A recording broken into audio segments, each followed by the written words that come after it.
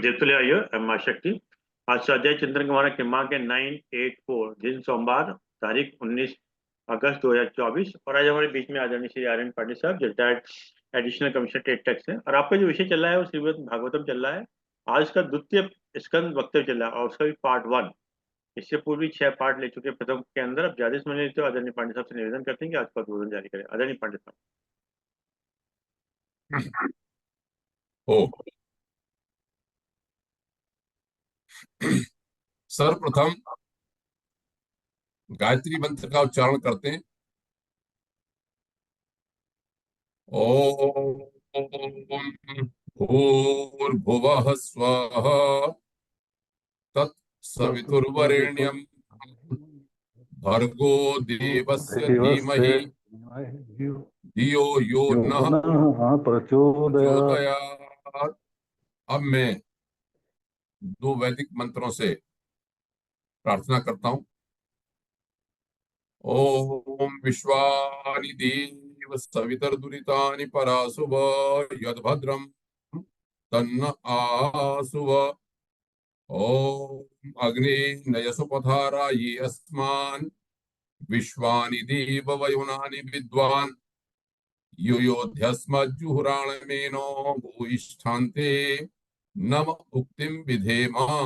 हे सकल जगत के उत्पादक प्रकाश स्वरूप परमात्मन, आप हमारी सारी बुराइयों को, दुर्व्यसनों को, आपत्तियों को दूर करें और जो कल्याणकारी हो वो हमको प्राप्त कराएं।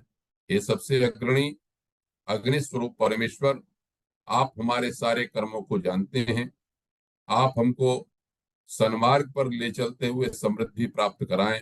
हम आपको बारंबार प्रणाम करते हैं। ओ सर्वप्रथम सदैव की भांति मैं आदरणीय श्री अरविंद शर्मा जी का आभार प्रकट करता हूं। उन्होंने ये सत्संग का प्रवाह अनवरत रूप से चला रखा है। 984 बहुत बड़ी संख्या होती है। कई साल से इसका प्रारंभ हुआ, जब कोरोना में हम सब लोग दूर दूर थे तब से, और धीरे धीरे यह इस प्लेटफॉर्म की यही विशेषता है कि बहुआयामी है। धार्मिक भी है, धार्मिक में भी अलग अलग तरह के मत वाले सभी लोग हैं। उसके अलावा डॉक्टर्स भी हैं, वकालत भी है, कल्चरल भी है, मनोरंजन भी है, भजन भी है, सबकी आत्मकथाएं भी हैं, इत्यादि इत्यादि। इसके अतिरिक्त मैं जो हमारे प्रबुद्ध श्रोतागण हैं उनका बहुत अभिनंदन प्रणाम करता हूं।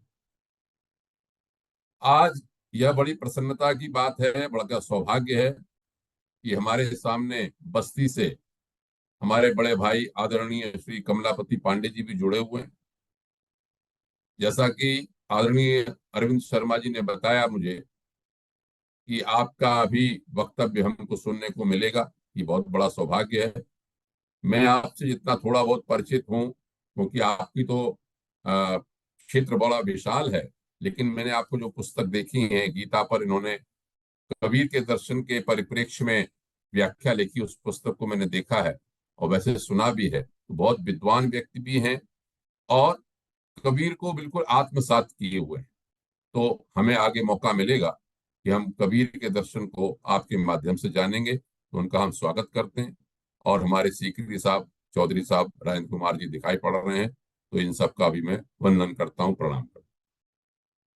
इसलिए प्रणाम करता हूं कि आप लोगों के उत्साह वर्धन के कारण ही जो कुछ भी है सत्संग में यहाँ पर मैं कुछ कह पाता हूँ।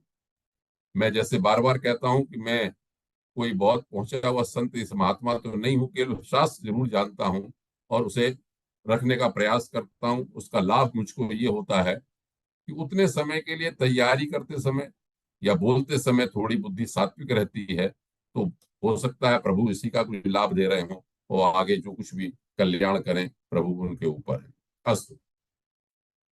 श्रीमद् भागवत के बारे में जितना भी मैं वक्तव्य दे चुका हूं, आपको ज्ञात है कि इसके प्रतिपाद्य जो तत्व हैं वो श्री कृष्ण हैं और जो कहने वाले हैं वो आदर परमहंस सुखदेव जी हैं। तो पहले मैं उन दोनों को मंगलाचरण के रूप में नमस्कार करता हूं, क्योंकि यह नियम है कि जो शास्त्र है उसके ही प्रतिपाद्य वक्ता या प्रतिपाद्य तत्व को प्रणाम किए बिना आप उसमें प्रवेश भली भांति नहीं पा सकते। सच्चिदानंद रूपाय विश्वोत्पत्त्यादि हेतवे तापत्रय विनाशाय श्री कृष्णाय वयं नुमः।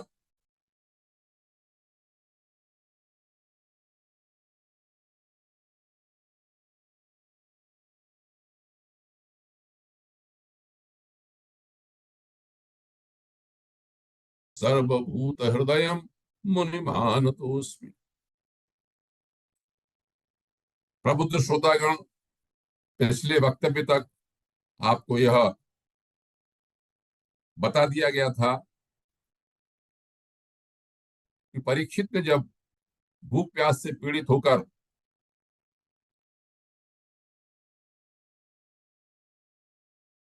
ऋषि के गले में मरा हुआ सांप डाल दिया, के बेटे ने क्रोध में आकर उनको श्राप दे दिया कि आज से 7वें दिन तक्षक काटेगा।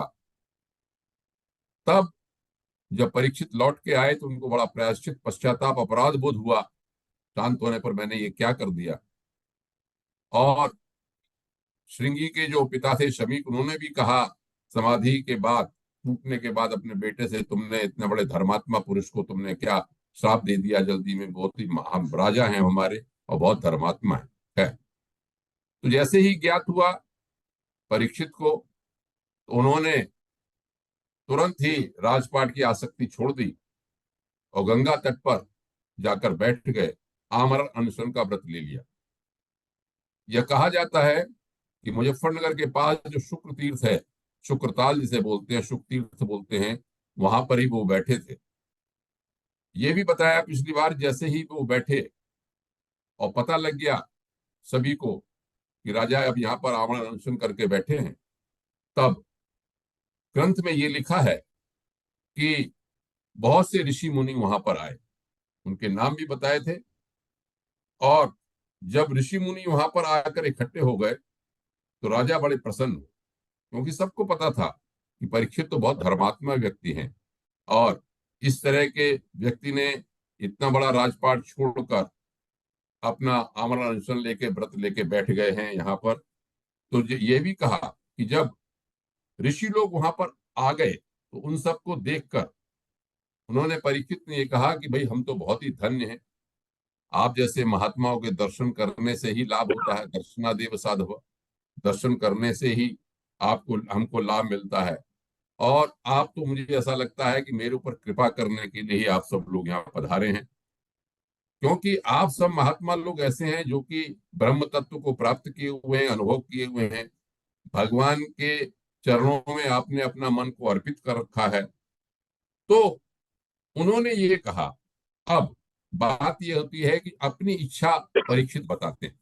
मैं जैसे कई बार पिछले वक्तव्यों में मैं कह चुका हूं कि श्रीमद् भगवत गीता जहां हमको जीने की बात कहती है, युद्ध करने की, संसार की, श्रीमद् भागवत दोनों बात कहते हैं कि जीवन कैसे जिए और मृत्यु को कैसे सहर्ष अपनाए।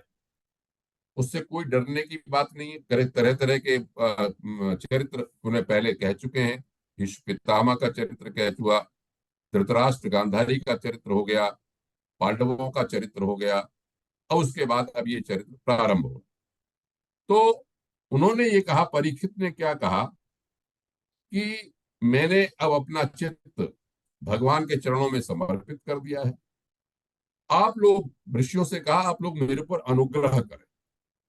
क्या अनुग्रह करें? कि भगवान के चरित्र का वर्णन करें, भगवान की लीलाएं, भगवान कैसे हैं, क्या करते हैं, क्या गुण हैं, उनकी सबकी बात हुई, जिससे कि मुझे अगली योनि में चाहे करोबस जन्म लेना पड़े। यहां पर एक बात कही जो हमारे मतलब की है।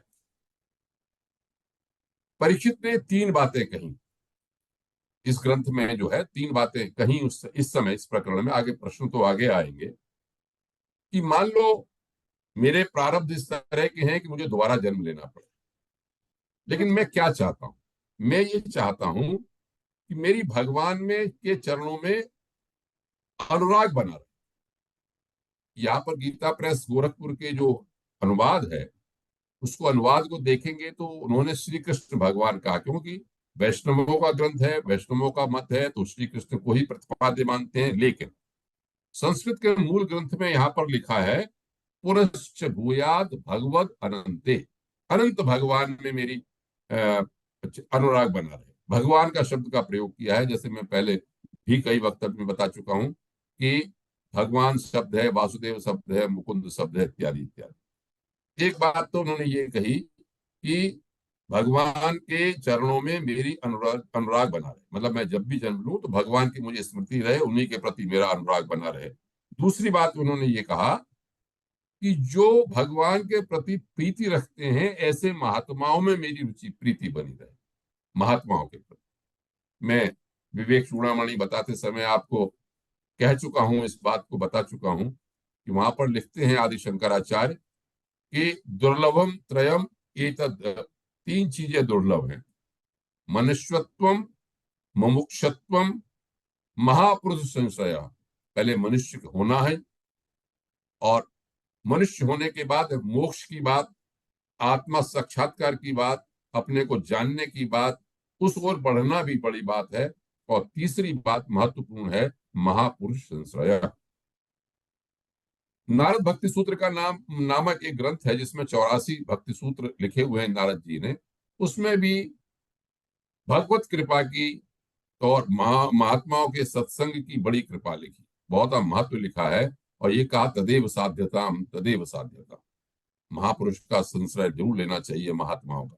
तो दूसरी बात परीक्षित ने ये कही कि मैं चाहता हूं कि दूसरा जन्म में मेरा महापुरुषों के प्रति, संतों के प्रति प्रीति बनी रहे।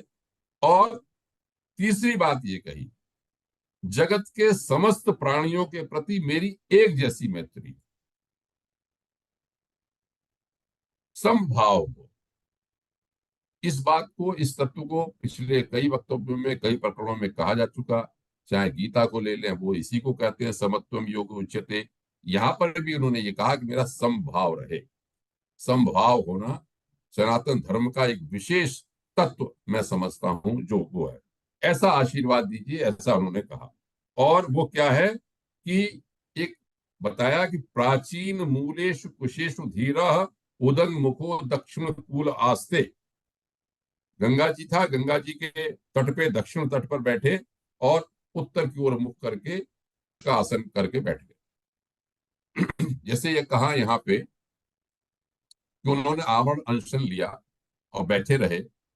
मैं इस श्लोक को इसलिए महत्वपूर्ण समझता हूं शास्त्र की दृष्टि से कि जब 12वां स्कंद हो जाएगा, अभी हमें पहले स्कंद के अंत में चल रहे हैं, दूसरे स्कंद में प्रवेश करेंगे, और अंत में जब 7वां दिन होगा, तक्षक काटने को होगा, तो भी यही आसन, बिल्कुल यही स्थिति लिखी है कि प्राक कूले बर्षि आसीनो गंगा कूल उदंग मुख। परीक्षित उसी स्थिति में बैठे हैं, उसी आसन में बैठे हुए हैं, उत्तर की दिशा मुख करके। लेकिन वहां पर स्थिति क्या हो जाती है अंत में? 7 दिन की कथा सुनने के उपरांत, 7वें दिन सुखदेव जी का उपदेश सुनने के उपरांत उनकी स्थिति वहां पर ये लिखी है। ये 12वें स्कंध में आएगा, जो कि इसका फल है। बार बार मैं शुरू में कहा था, श्रीमद् भागवत कोई साधारण ग्रंथ न हो के, इसलिए इसका महत्व है कि हमको भक्ति योग के माध्यम से ज्ञान वैराग्य को देता है। पिछली बार कई प्रकरणों में कहा चुका। तो वहां पर परीक्षित की स्थिति ये लिखी है। यहाँ पर तो लिखा कि उत्तर की ओर मुख करके बैठे थे, वहां पर ये लिखा कि अब परीक्षित कैसे हो गए थे? ब्रह्म भूतो महायोगी निस्संग छिन्न संशय, ब्रह्म में स्थित हो गए थे, महायोगी की स्थिति में पहुंच गए थे, आसक्ति रहित हो गए थे, और उनके सारे संशय मिट गए। ये 7 दिन की बात भागवत का फल है। चलिए आगे चलते हैं। जब परीक्षित जब आमरण अनशन करके बैठ गए तो सब लोगों ने, उन्होंने प्रशंसा की, महर्षि लोगों ने, कि देखो आप लोगों से भगवान के जैसे ही पता चला शरीर का त्याग करना है तो दुखी नहीं हुए। उन्होंने कहा कि अब तो मुझे जाना है, और एक क्षण में ही उन्होंने राज सिंहासन का त्याग कर दिया, जिसकी सेवा बड़े बड़े लोग करते थे। कहाँ कोई आसान काम नहीं है इतना सब कुछ करना। लेकिन ऋषियों से प्रार्थना ये की कि आप लोग जो हैं भगवान का मुझको चरित्र बताएं। अब यहाँ पर 2 बातें कही, अभी सुखदेव जी के मामले में भी आएगा। तो ये 2 बात बड़ी महत्वपूर्ण है। ये पूछा उन्होंने कि हे ऋषि लोगों, आप ये मुझे बताओ, सर्वात्मना मृहमाणेश्च कृत्यम शुद्धम च तत्रामृषताभियुक्ताः सर्वात्मना। आदि मनुष्य रहे तो सब हमेशा अवस्था में क्या करे, और जब मरने के हो कुछ ही समय में उसका मरने की समय आ जाए तब उसे क्या करे। ये वो पूछ ही रहे थे कि देखो, बार बार शास्त्र ये कहते हैं कि जब हम किसी अच्छे मार्ग में जाना चाहते हैं मन से, मनसा वाचा कर्मण, दिखाने के लिए नहीं, जैसे मैं केवल बोल रहा हूं और मेरी मृत्यु आ जाए तो हो सकता है मैं घबरा ही जाऊं। मैं कह रहा हूं कि नहीं भाई, हम मृत्यु में घबराना नहीं, लेकिन शास्त्र ये कहते हैं कि तब परमात्मा अपनी शक्ति से उसमें सहायता करते हैं। आपने सुना होगा कई प्रकरणों में कि नारद जी आ गए ध्रुव जी के लिए, प्रहलाद जी के लिए नृसिंह भगवान आ गए, इत्यादि इत्यादि सब घटना है।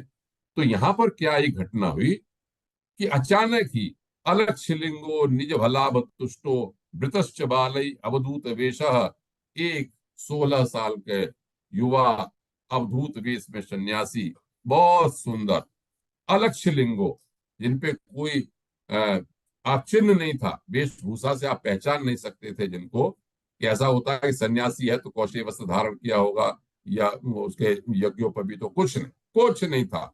अलक्षलिंग, कोई भी उनका चिन्ह नहीं था।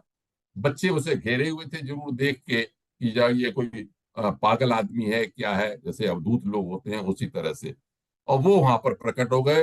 वो भगवान सुखदेव जी थे। सुखदेव जी को प्रणाम करता हूं मैं। और इतना उनका प्रभाव था कि सुखदेव जी को देखते ही सारे ऋषि लोग सब खड़े हो गए। महात्मा राजन राजा भी खड़ा हो गया, उनको प्रणाम किया।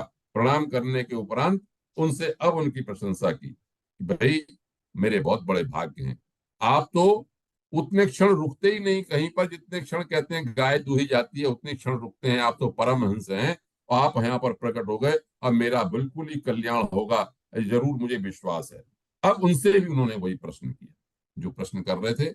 ये प्रश्न श्रीमद् भागवत के शास्त्र की दृष्टि से महत्वपूर्ण है कि इनकी ही व्याख्या आगे होगी। क्या कहा उन्होंने? अतः पृच्छामि संसिद्धिम योगिनाम परमम गुरुम। हे भगवान सुखदेव, आप योगियों के परम गुरु हैं, परमहंस निवृत्त मार्ग के थे।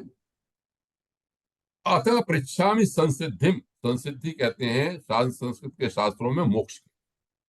मैं अपनी मुक्ति के लिए यह पूछता हूं, पुरुषस्य यत् कार्यम मीयमाणस्य सर्वदा, इस संसार में जो पुरुष मरने वाला है उसको क्या काम करना चाहिए। यश श्रोतव्यम अथो जप्यम यत कर्तव्यम निधि प्रभो, हे प्रभु, मनुष्यों के द्वारा क्या जप करना चाहिए, क्या सुनना चाहिए, स्मर्तव्यम भजनीयम वा, क्या स्मरण करना चाहिए, क्या भजन करना चाहिए या क्या नहीं करना चाहिए, ये मुझको आप बात बताइए।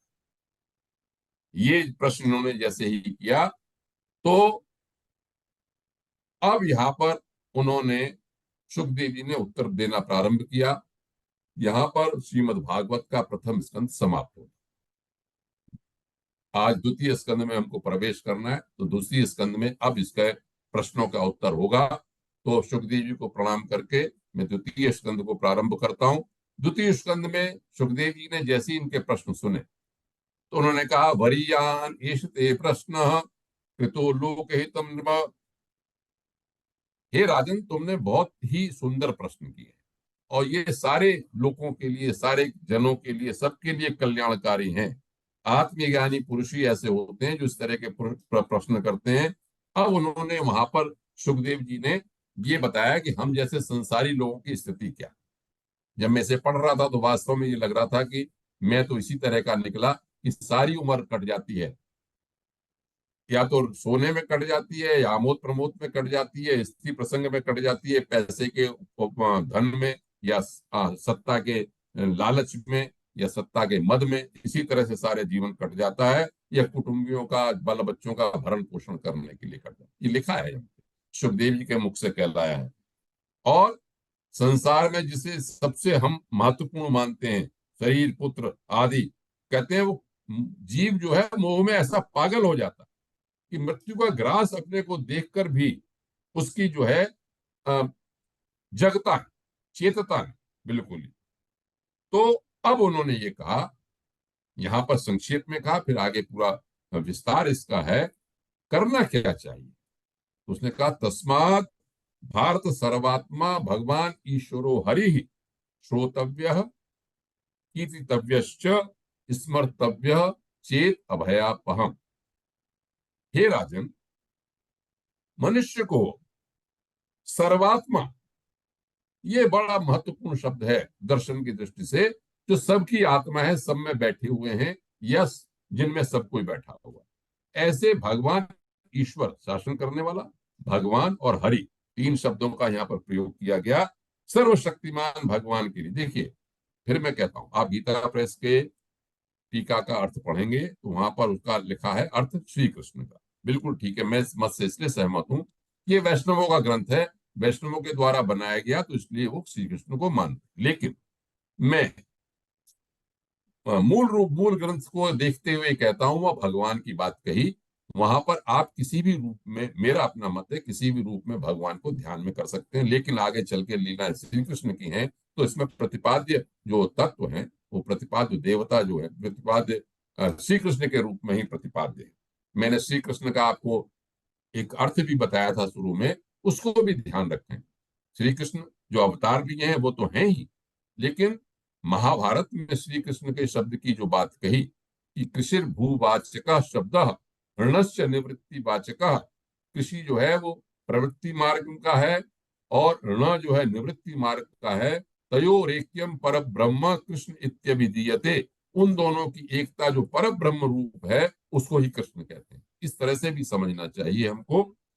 तो यहां पर वो अब सुखदेव जी बात कहते हैं, देखिए अब दोनों मतों का है कि एक, अब बड़ा महत्वपूर्ण बात आती है, दर्शन की बात यहां पर आती है जो सुखदेव जी के ऊपर है। अब एतावान सांख्य योगाभ्याम स्वधर्म परिनिष्ठया जन्म लाभ पराम परह पुंसाम अंते नारायण स्मृति।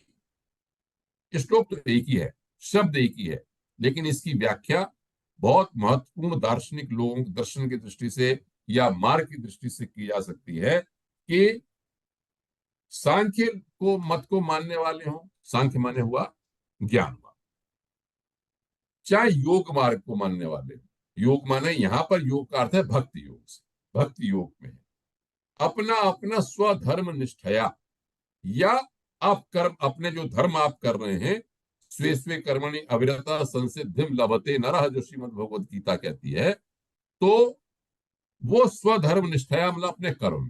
कहने का अर्थ हुआ भगवान सुखदेव के मुंह से ये यहाँ पर कहलवाया, या तो आप ज्ञान मार्गी हो, चाहे आप भक्ति मार्गी हो, चाहे आप कर्मी हो, अपने धर्म की निष्ठा रखते हैं, तीनों में से, तीनों में जन्म लाभ, पुरुष का जो जन्म का लाभ है, जन्म का जो असली निचोड़ है, वो ये है अंते नारायण स्मृति, अंत काल में भगवान का स्मरण बने रहना। मैं आपको ये भी बता चुका हूं कि इस पहले व्यास जी ने से लिखा है कि महाभारत की रचना की, उसके उपरांत श्रीमद् भागवत पुराण की रचना। तो श्रीमद् भगवद गीता चूंकि महाभारत का अंश है, तो मैं बार बार आपको श्रीमद् भगवद गीता के उदाहरण देता हूं जो श्रीमद् भागवत से मिलते हैं, क्योंकि भागवत के बारे में ये कहा जाता है कि वेदोपनिषद सारात जाता भागवती कथा, वेदोपनिषद को सार से पैदा हुई, उसके सार का ही इसमें कहा गया है, वर्णन है। और श्रीमद् भगवद गीता तो उपनिषदों का सार है। तो श्रीमद् भगवद गीता में भी यही बात लिखी, मैं इसलिए यहां पर कह रहा हूं। पहली बात तो यह कि एतावान सांख्य योगाभ्याम, गीता कह दी 5वां अध्याय ले लें, पहले यहाँ पर गीता के काफी प्रवचन हो चुके हैं, वक्तव्य हो चुके हैं यहाँ पर। तो 5वें अध्याय के चौथे और 5वें 2 श्लोक में सांख्य योग की बात, सांख्य की योग की दोनों की बात कही। वहां पर कहा स्पष्ट यही, सांख्य योगो पृथक वाला प्रवदंती न पश्चित एकम अपि आश्रितः सम्यक उभयोर विन्दते फलम। भगवान श्री कृष्ण ने अर्जुन से कहा, अर्जुन, सांख्य तू ज्ञान की और बात करता है, कभी कहता है भक्ति की बात, दोनों आप भरमा रहे हैं, तो ऐसा मत समझो। ज्ञान मार्ग और योग का सांख्य और योग दोनों अलग अलग नहीं है। अगर एक में भी आप स्थित हो जाएं तो वही कहा, यत सांख्य प्राप्ते स्थानम तद योगैरपि गम्यते, जो सांख्य मार्ग से जो आपके स्थान प्राप्त होता है वो योग मार्ग से होता है। और गीता ने मैं तो स्पष्ट कर दिया वहां पर भगवान श्री कृष्ण ने, एकम सांख्यम च योगम च यह पश्यति स पश्यति। सांख्य और योग को जो एक ही तरह से देखता है, कहने का अर्थ यह है, मेरा अपना ये सब तो शब्दों का खेल है, लेकिन मैं जो अलग से व्यक्तिगत रूप से सोचता हूँ विचार करके, बार बार वही बात आती है जो बार बार आपके समक्ष में कहता हूं अपने बारे में, असली बात है उतार। हम केवल शब्दों का खेल खेलते हैं। मुझे श्लोक याद है, मैं आपके सामने रखता हूं, मुझे शास्त्र का ज्ञान है, मैं आपके सामने रखता हूं। बात यह है कि हमने उतारा कितना।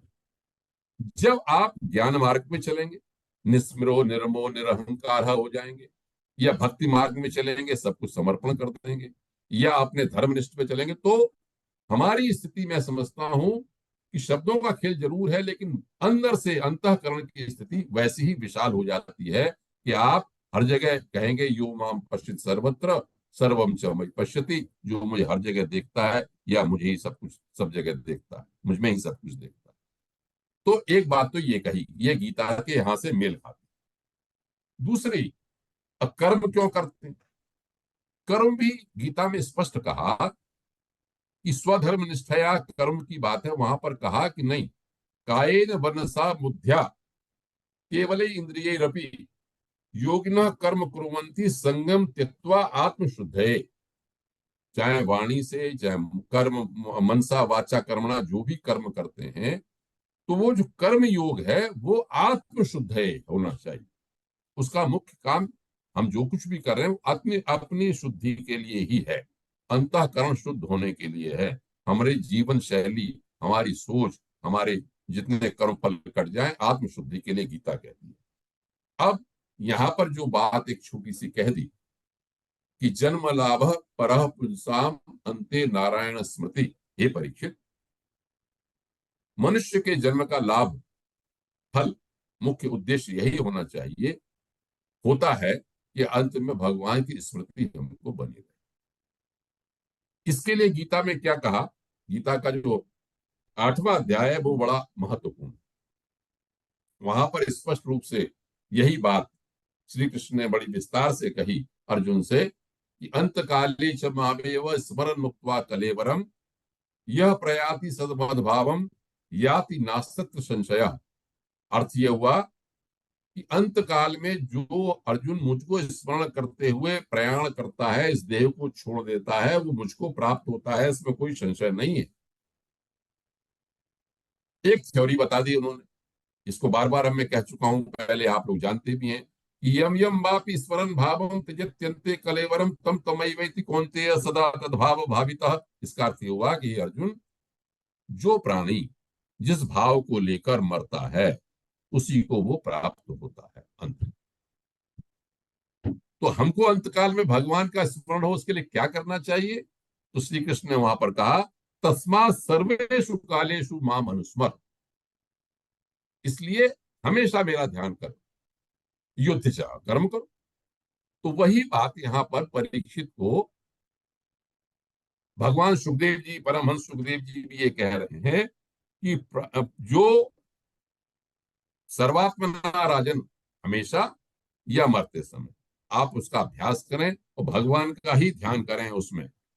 अब यहाँ पर एक बात ये कही उन्होंने, अब भगवान की लीलाओं की बात उन्होंने कह दी। भगवान श्रोतव्य कीर्तितव्य, कि सुनना चाहिए, कीर्तन करना चाहिए, स्मरण करना चाहिए। बिल्कुल भक्ति योग में बिल्कुल सही है। मैं इसको बार बार एक बात और कहता हूं, इन शब्दों का थोड़ा सा बदल के देख लें तो आप बृहदारण्यक में यदि याज्ञवल्क्य को मैत्रेयी का संवाद देखें तो वहां पर भी उन्होंने इन्हीं शब्दों का, इसी तरह के शब्दों का प्रयोग किया। भक्ति योग में ये सामने होते हैं। वहां पर कहा हे मैत्रेयी आत्मा वारे द्रष्टव्य, आत्मा को जानना चाहिए। कैसे? श्रोतव्य, सुनना चाहिए, मंतव्य, मनन करना चाहिए, निधिध्यासितव्य, उतारना चाहिए।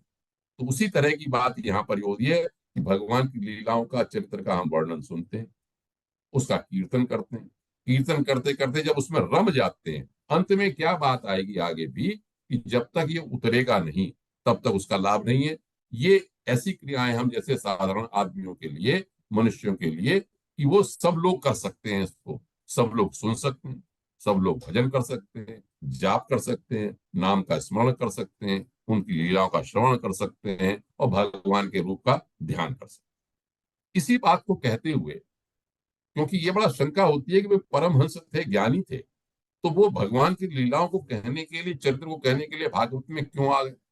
तो वहां पर फिर उन्होंने ये बात कही कि प्रायः क्या होता है कि जो निर्गुण स्वरूप में स्थित हम जैसे लोग हैं, वो भी भगवान के कल्याण में कई गुणों को वर्णन करने में रमे रहे।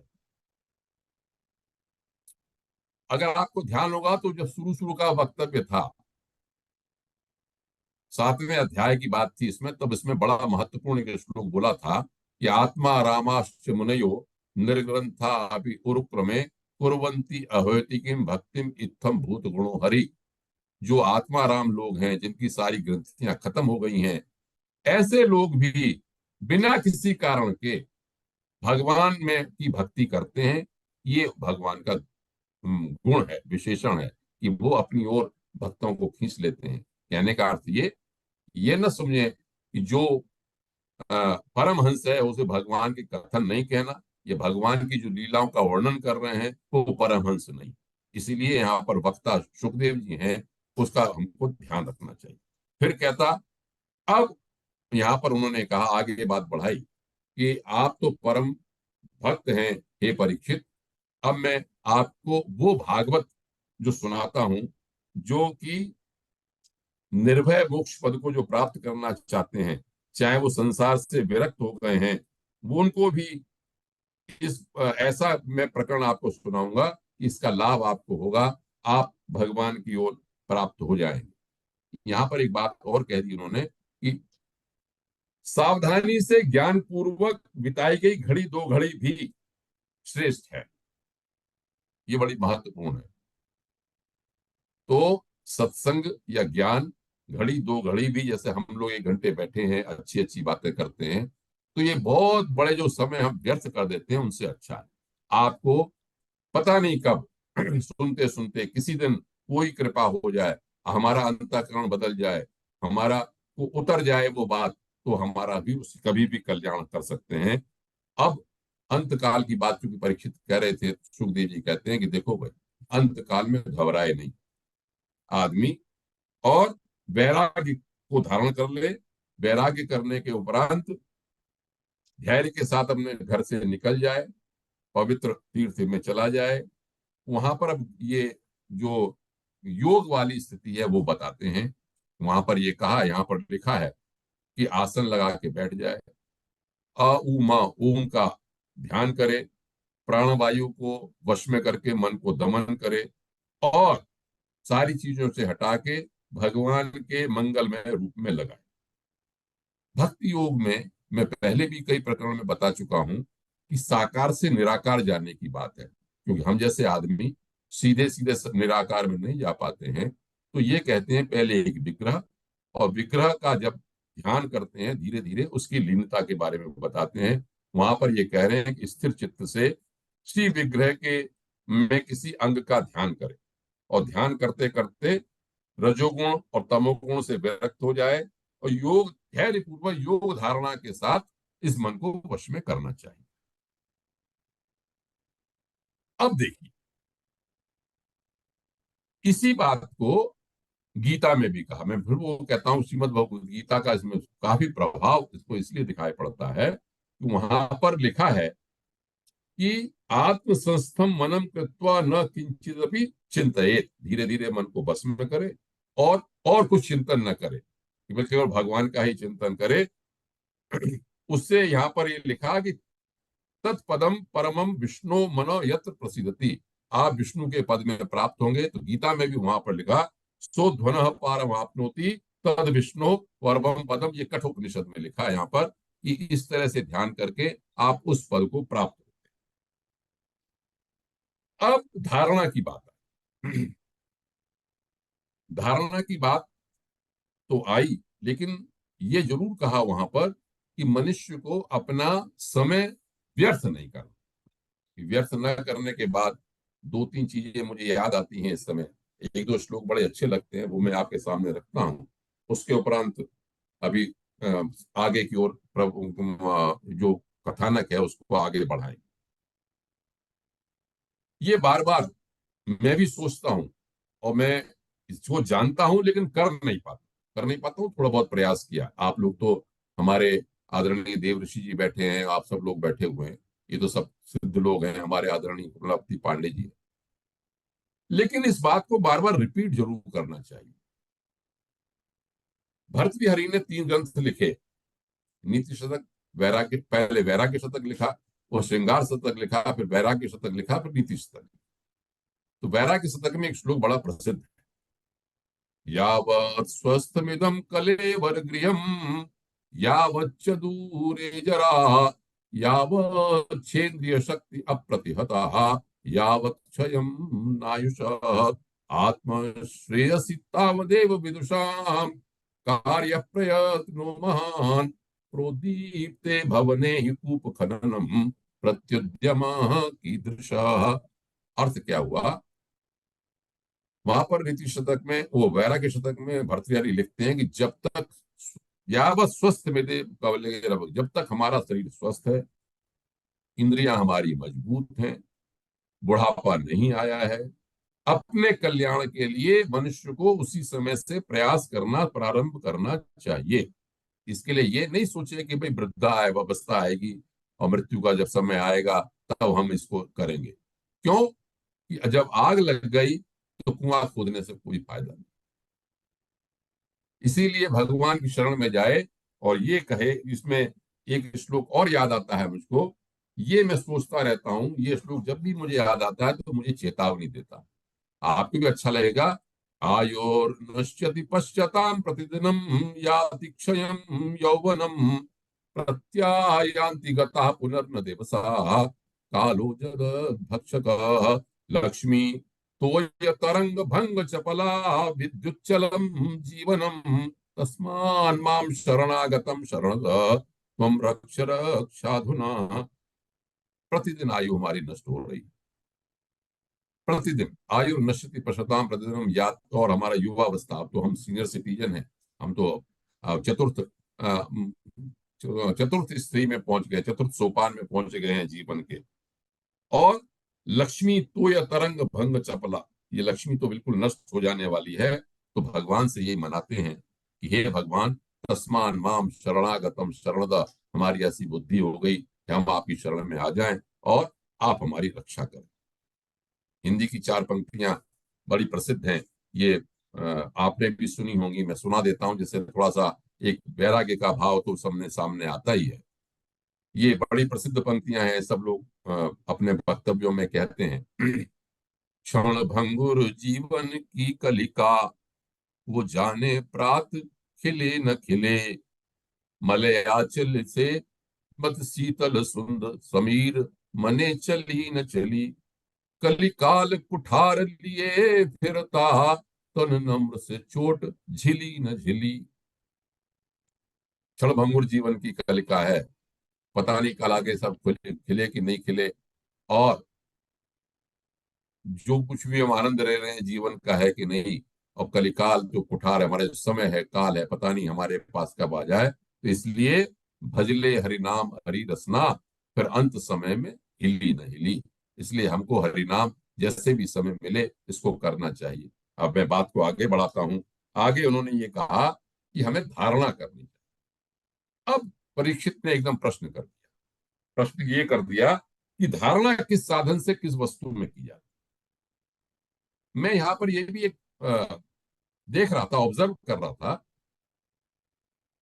कि यम नियम आसन प्राणायाम धारणा ध्यान समाधि, वो प्रत्याहार धारणा ध्यान समाधि, तो जो अष्टांग योग में अलग अलग बातें कही गई उसी को सम्मिलित करते हुए यहाँ पर ये बात लिखी कि आदमी बैठ जाए, अपनी इंद्रियों को अंदर कर ले, मन को बस में कर ले, तो आसन पे हो गया, प्राणायाम हो गया, ओम से प्राणायाम की बात भी कह दी, प्रत्याहार इंद्रियों को अंदर खींचने की बात भी कह दी, और धारणा करने की बात भी कह दी। यहां तक तो ये पहुंच गए। तो धारणा की जैसे ही बात कही वैसे ही उन्होंने प्रश्न किया कि धारणा हम किसमें करनी चाहिए।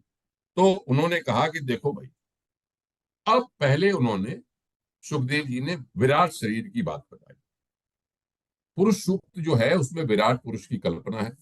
मैं सृष्टि के उपक्रम में कई बार कई अलग अलग, चाहे योग वासिष्ठ हो या और प्रकरण हो, उनमें ये बता चुका हूं।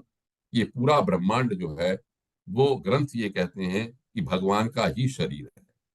और इस शरीर में यहाँ पर पृथ्वी, अपतेज, मरुत, व्योम, अहंकार, महत्त्व, प्रकृति, इन सबसे तत्वों से घिरे हुए ब्रह्मांड पुरुष की बात सुखदेव जी कहते हैं। और सुखदेव जी ने यहाँ पर ब्रह्मांड में कुछ 14 जैसे लोक बताते हैं, उन सब की कल्पना की। मैं पूरा विस्तार से तो इसमें बताने में नहीं हूं, लेकिन संक्षेप में आपको ये बताता हूं कि पुरुष के जो तलवे हैं वो पाताल बताए। वो विराट पुरुष ब्रह्मांड जो है तो पाताल है, उसके ऊपर रसातल है, फिर महातल है, फिर तलातल है, फिर वितल है, अतल है। पेड़ों तक हमारे पहुंच जाते हैं तो फिर भूतल है। फिर छाती को उन्होंने कहा कि वो स्वर्ग लोक है, फिर जन लोक है, महालोक है और तपोलोक। कहने का मतलब ये कि जो पूरा ब्रह्मांड है इसके 14 के 14 जो लोक हैं वो, और हमारा मनुष्य का शरीर, जैसे बड़ी प्रसिद्ध होती यथ पिंडे तद ब्रह्मांड, मनुष्य का शरीर बिल्कुल ही उसी तरह का बनाया गया एक मॉडल है विराट पुरुष का।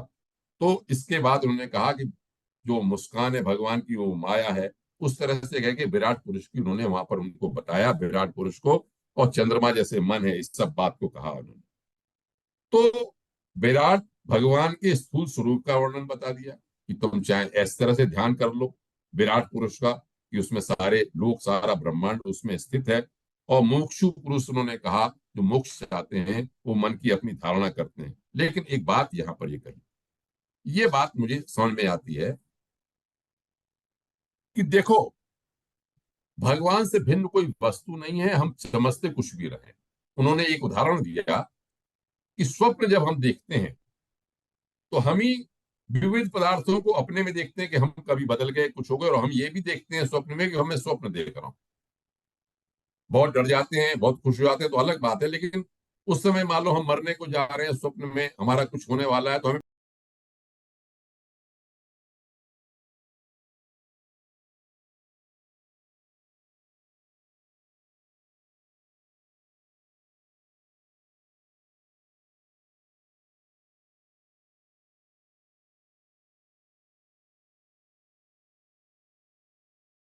अन्य किसी वस्तु में आसक्ति नहीं करनी चाहिए। इतनी बात कही।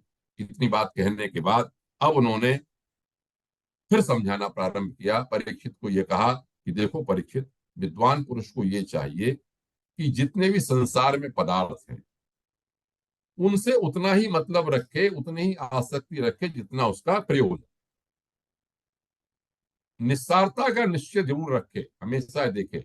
मुझे अभी तक याद है कि एक महात्मा की बड़ी कुटिया में लिखा था, पिताजी मेरे बताते थे, मैंने भी पढ़ा था जाके, कि यह भी न रहेगा। और छोटी सी बात है, यदि हम यह भी ध्यान रखें, केवल यह भी न रहेगा, ये भी समाप्त हो जाएगा सब कुछ। तो ये जो नश्वरता की बुद्धि है, हमारा सब कुछ काम करें और हमको ये ध्यान रखना चाहिए कि नहीं भाई, कर तो रहे हैं, प्रयोजन उतना ही है, मतलब है, लेकिन इसका ये कोई हमेशा शाश्वत चीज नहीं है। असावधान नहीं हुए एक क्षण के लिए भी। और सुखदेव जी परीक्षित से कहते हैं, यदि प्रारब्ध बस हमको संसार के पदार्थ मिल भी जा रहे हैं तो उपार्जन का परिश्रम व्यर्थ। आप ये मत समझें कि आपका कर्तृत्व भाव उसके अंदर आ जा रहा है। अपरिग्रह की बात उन्होंने वहां पर कही। अपरिग्रह की बात करने के बाद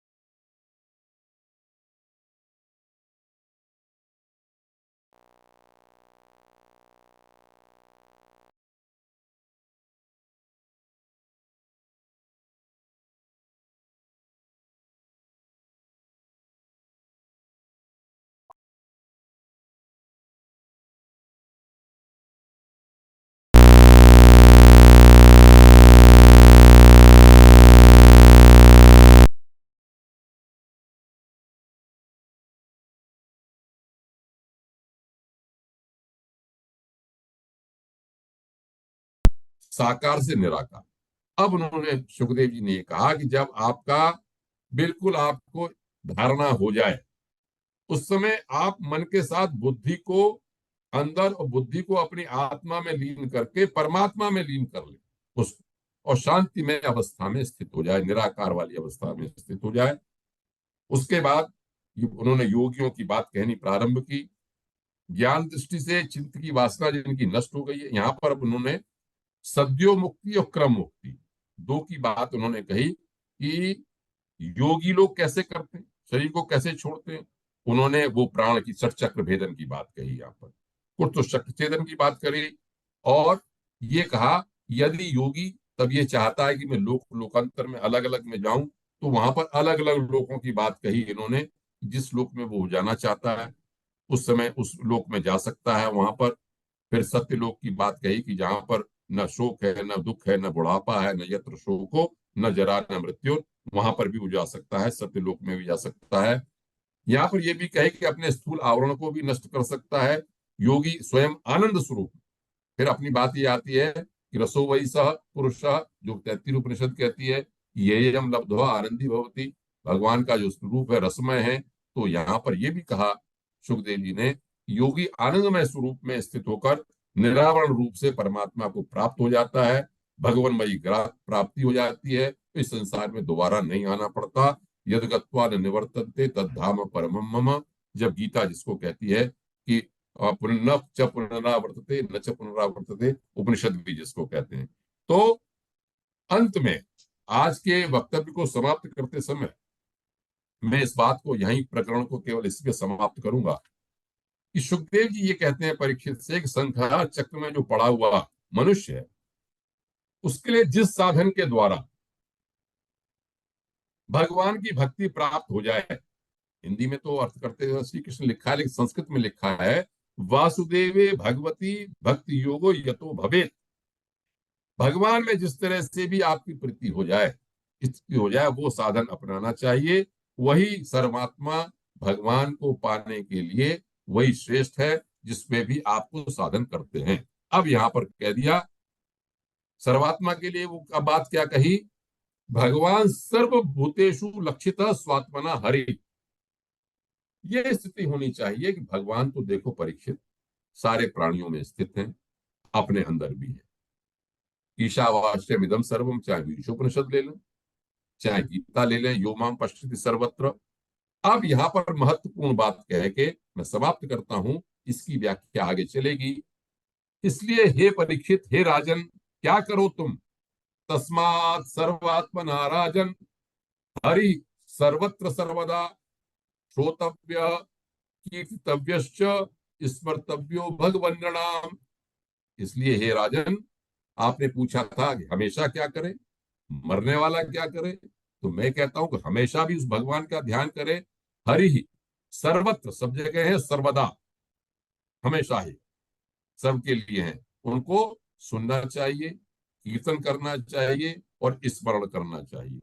ये जो लोग करते हैं, कानों के दोनों से अपने जो पान करते हैं, तो उनके कान के सहारे स्मरण करने, सत चर्चा के सहारे भगवान भक्त के, साधक के हृदय में बैठ जाते हैं और उनके सारे पापों का नाश कर देते हैं। और भगवान, बस मैं अंत में आज वक्तव्य को समाप्त करते हुए यही कहूंगा कि हमारी या मेरी बुद्धि ऐसी हो कि जो मैं कुछ बोल रहा हूँ, किसी भी सहारे से, किसी भी तरह से भगवान में प्रीति बनी रहे, आप सब लोगों को भी प्रीति हो। अपने अपने अपने अपने पथ हैं, अपने अपने मत हैं, आप जिसमें भी चल रहे हैं उसमें आप आगे बढ़ के उस परम तत्व को प्राप्त करें, उसका अनुभव करें। यही कहते हुए मैं आज के वक्तव्य को समाप्त करता हूँ।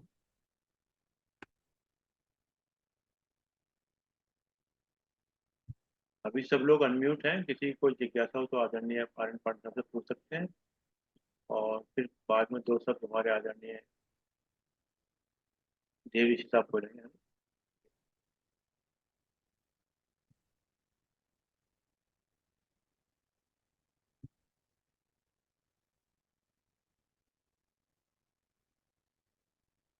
जी सर।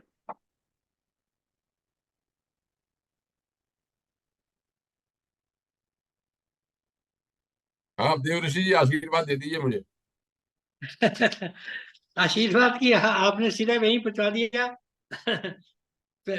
लौट फिर के बात वही एक की कही जाती। बात बात कहीं वहीं आ जाती है। आज लास्ट में भी कहा, जिस मार्ग से भी जाना चाहे साधक के द्वारा भगवान की भक्ति जिसमें भी मिले उसी में हो जाना चाहिए। अपग्रह विग्रह अपना जो बीच में सारांश है वो बहुत जरूरी है, जो आपने भी कहा। हम अपना समय व्यस्त कर रहे हैं, आयु पल पल घट रही है, हम इसका अनुभव नहीं कर पा रहे। और वही बोला भी, इन्हें वृद्धावस्था में ही करना है। ये तो जब जीवन आया तभी, जब जब आँख खुले तभी सवेरा है। आप ये योगी लोग जो अच्छी आत्माएं हैं वो तो बचपन से करती हैं। भले हमें तो याद नहीं, हम कब से गायत्री नहीं करते या कब से ध्यान नहीं करते। ये तो जन्म पैदा होते ही होता है, ये तो इससे दूर जाया ही नहीं जाता, तो जा ही नहीं सकते। ये एक स्वभाव हो जाता है मनुष्य का, ऐसी आत्माओं का स्वभाव। और जिनका नहीं होता उसके धीरे धीरे अभ्यास से होता है। और ये प्रश्न की है, जीवन आपने जैसे कहा, ये सिर्फ जीने की कला नहीं बता रहा है, ये मृत्यु के समय भी बता रहा है, दोनों का ही बता रहा है। और यहाँ आज का प्रसंग में ज्यादा मृत्यु के बारे में ही है, क्योंकि परीक्षित जी इसके आखिरी 7 दिन है और सुखदेव जी पधारे हैं वहाँ। और एक से एक बढ़कर चीजें बताई हैं। मुख्य उद्देश्य क्या होना चाहिए यहाँ भी बताया। भगवान में लीनता ही मनुष्य का अंत काल में मुझे ध्यान करना चाहिए, वही मोक्ष प्राप्त प्राप्त करता है। उसी का किरण, उसी का मगन, उसी का श्रवण।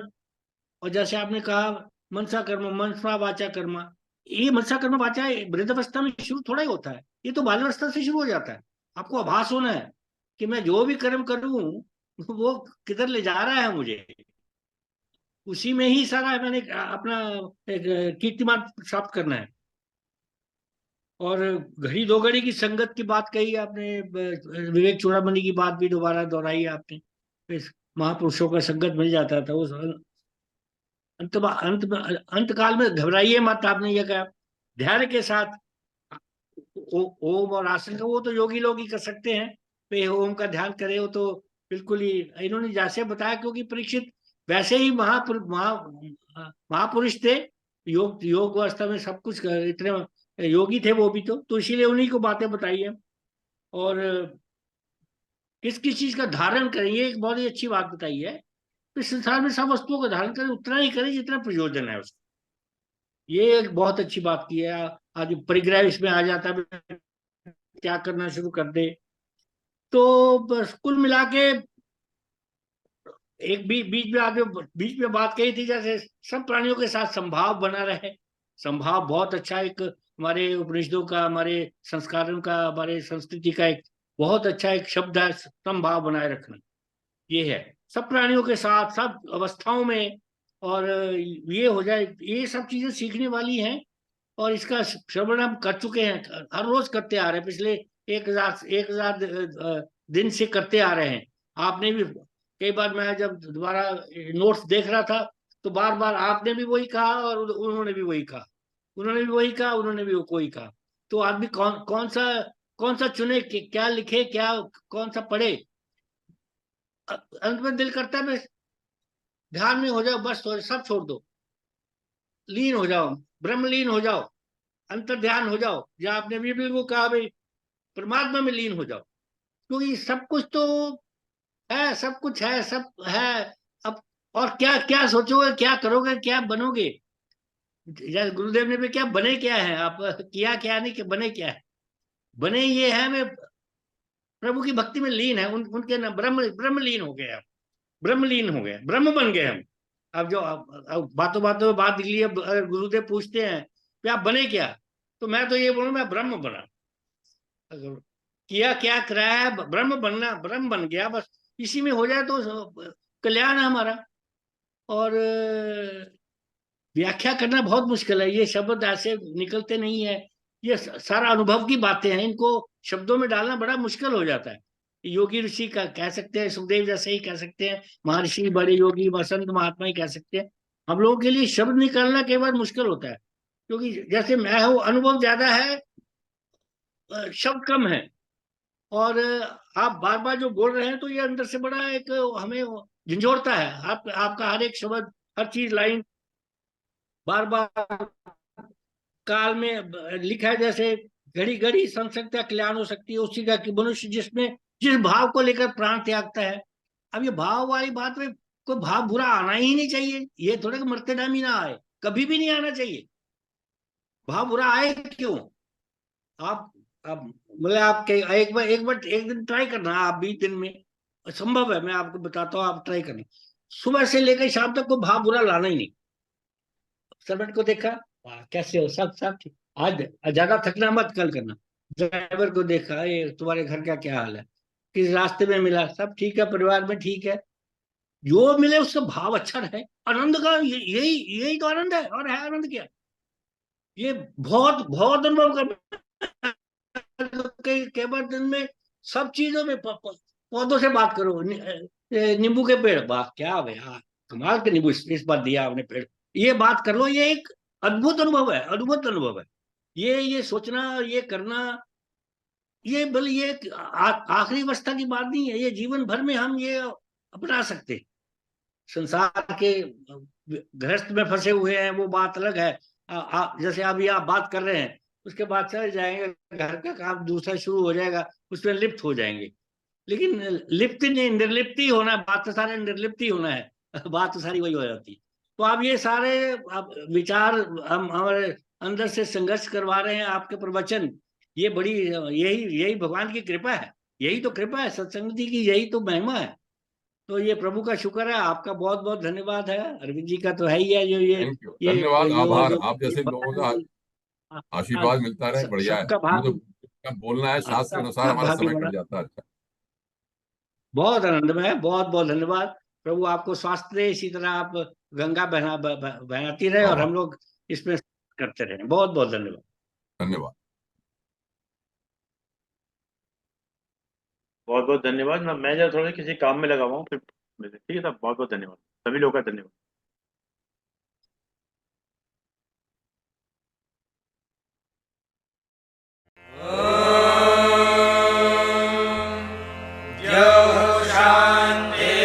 शान्तिरन्तरिक्षं शान्तिः पृथिवी शान्तिरापः शान्तिरोषधयः शान्तिः वनस्पतयः शान्तिर्विश्वे देवाः शान्तिर्ब्रह्म शान्तिः सर्वं शान्तिः शान्तिरेव शान्तिः सा मा शान्तिरेधि। ॐ शान्ति।